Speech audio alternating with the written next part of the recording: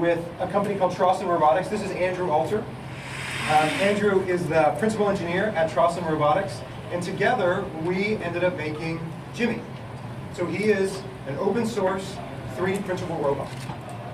We're going to have the robot walk around now, and I can tell you when the robot starts walking around, you will not pay attention to me at all. So let's walk him around a little bit.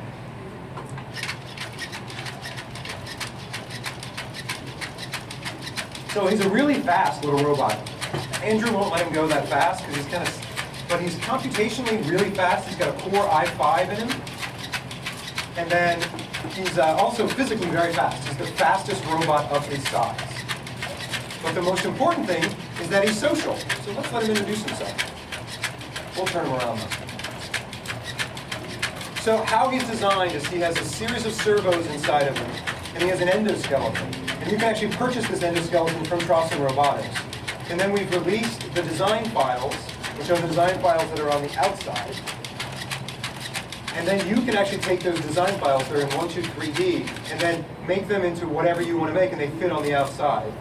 And then because he's social, he connects to other devices and other robots and the web and the internet, so that you can actually download apps. So now we'll have him introduce himself.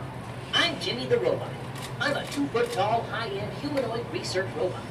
I was made in just 2 weeks using open source software and applications, as well as a 3D printer. So what we've done is we've sort of putting these apps inside of him, and so Andrew's controlling him now because he's designed to be in the home. And by the way, I hope your homes don't look like this, because it would be very scary if your homes looked like this.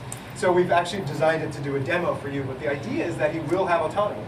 By using apps, you can actually have him be autonomous and kind of walk around. So if you want to see more, we'll have him here, and of course Andrew and I will be here to answer questions. But I also want to give Naomi a chance to talk about kind of the next step of what's been going on.